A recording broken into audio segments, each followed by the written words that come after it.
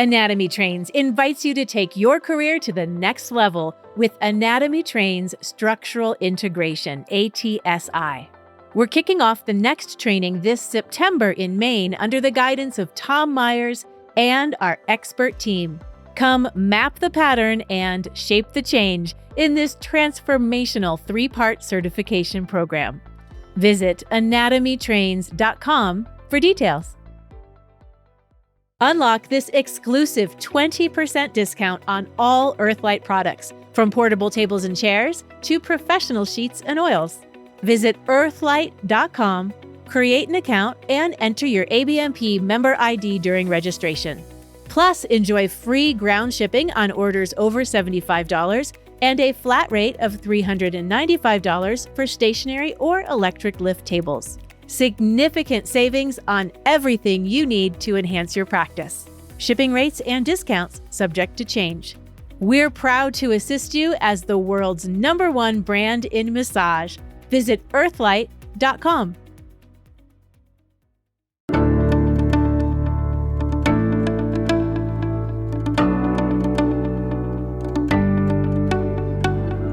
I'm Doug Nelson, and you're listening to the ABMP Podcast, a podcast that speaks to the massage and bodywork community.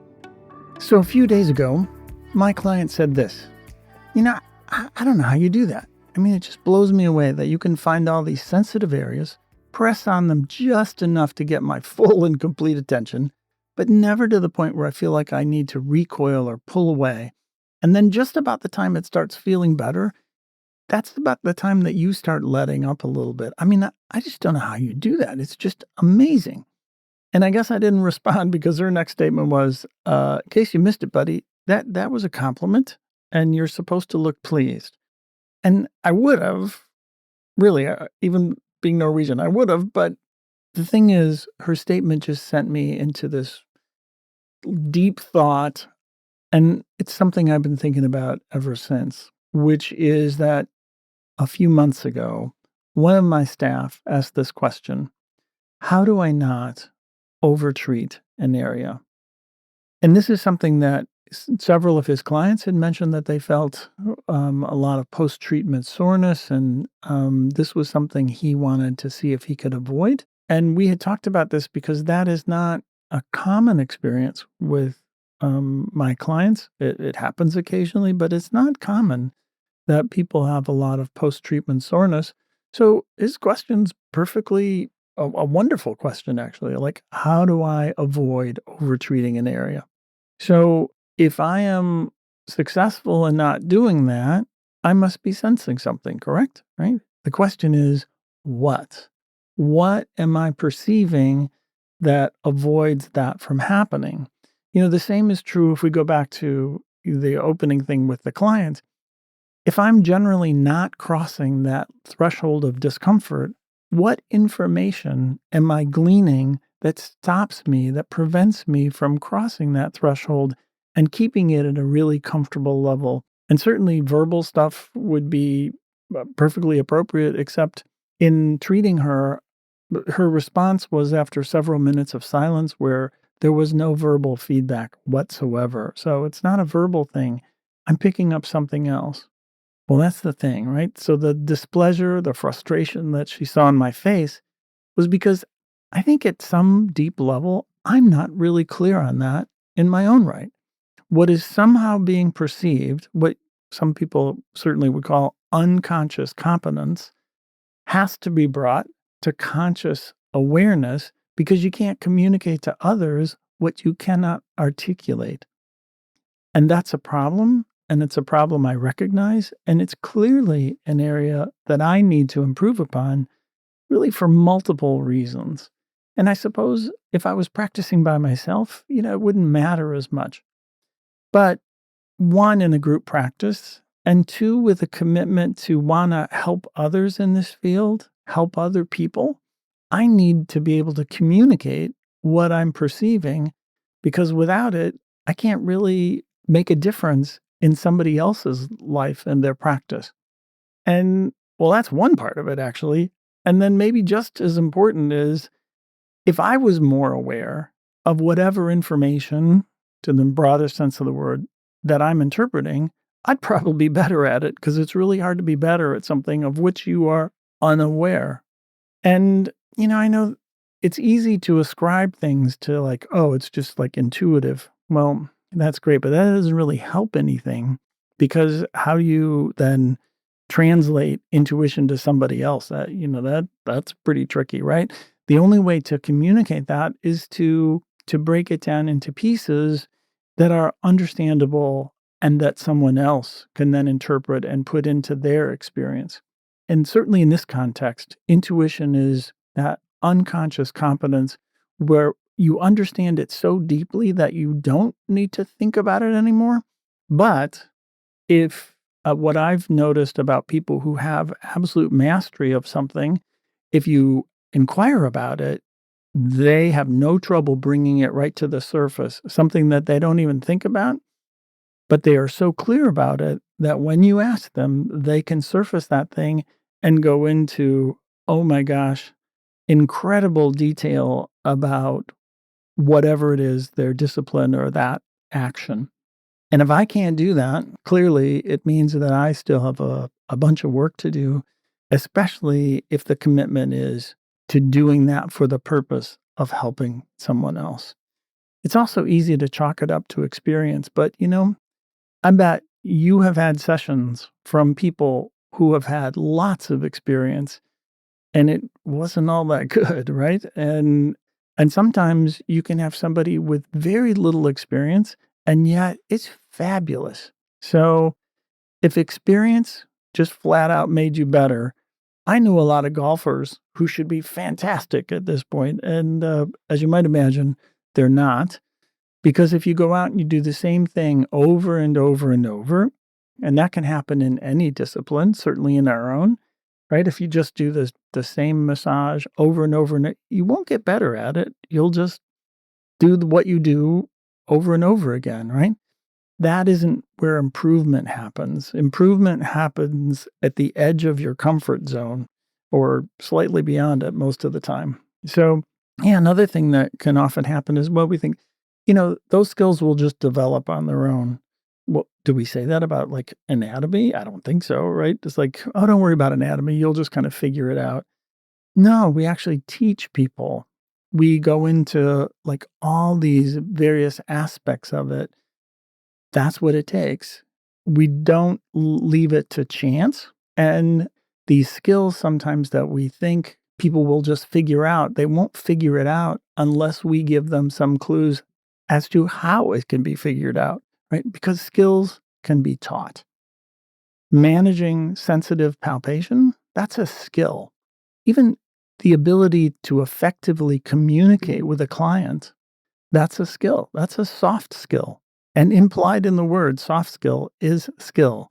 And when you say skill, skills can be developed. But the only way you can develop a skill is to break it down into ever smaller pieces, digestible pieces, so that those things can be practiced and worked on and improved, and then put those pieces back into a whole in the same way that, if I'm struggling with something when I'm practicing my cello, I don't play the whole piece again.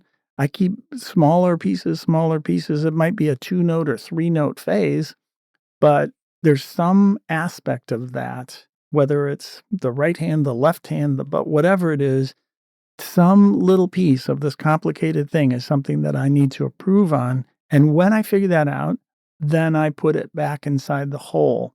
But just trying to improve by playing the whole piece over and over again will get you nowhere. And similarly, a couple weeks ago, I spent time with a football coach.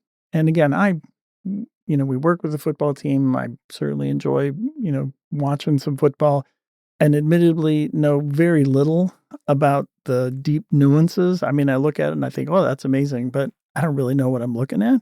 So for instance, I see you want some defensive guy running through the line, shoots through the gap, and then makes it to the quarterback and tackles the quarterback before, the guy can throw the ball.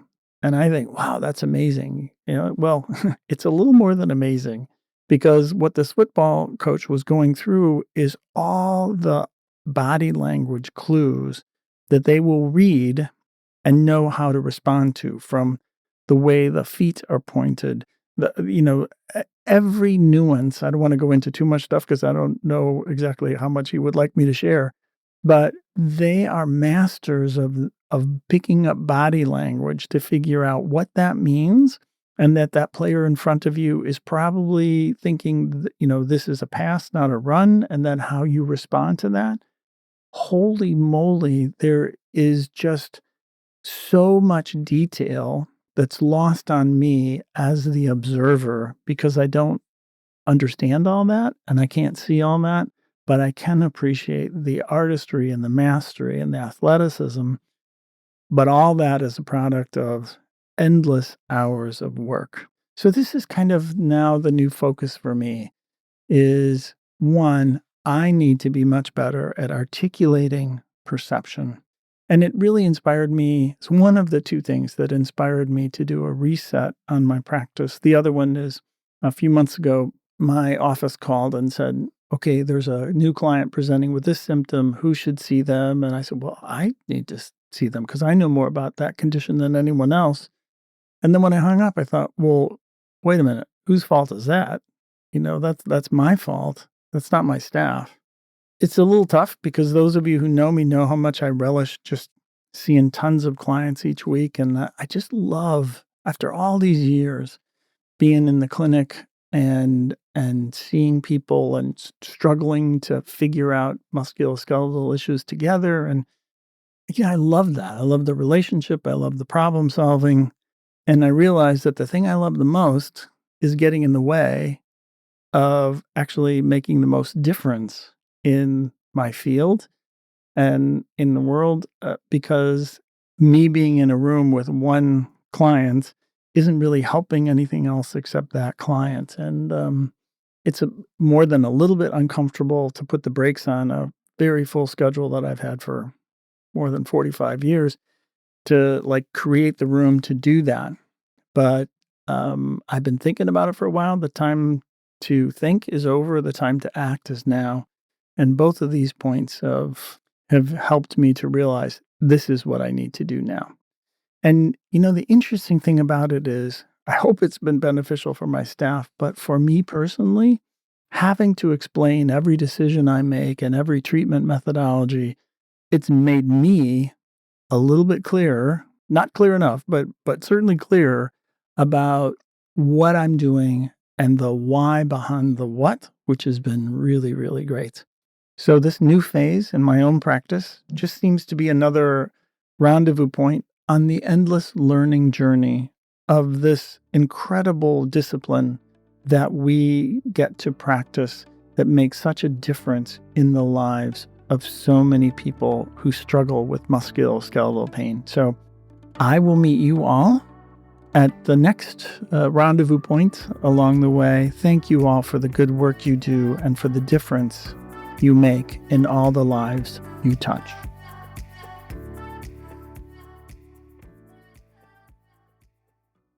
Massage therapists, are you looking to enhance your skills and improve your practice? Here's your chance. The American Massage Conference is back. This 3-day event will be at Disney Springs in Orlando, May 16th to 18th, and kicks off with Free Friday, which is open to everyone. The weekend has over 20 educators offering approved continuing education and a tribute to the late, great Eric Dalton, as well as nightly cocktail receptions to network and unwind. Head over to massagetherapymedia.com/conferences to secure your pass and join us in connecting therapists globally.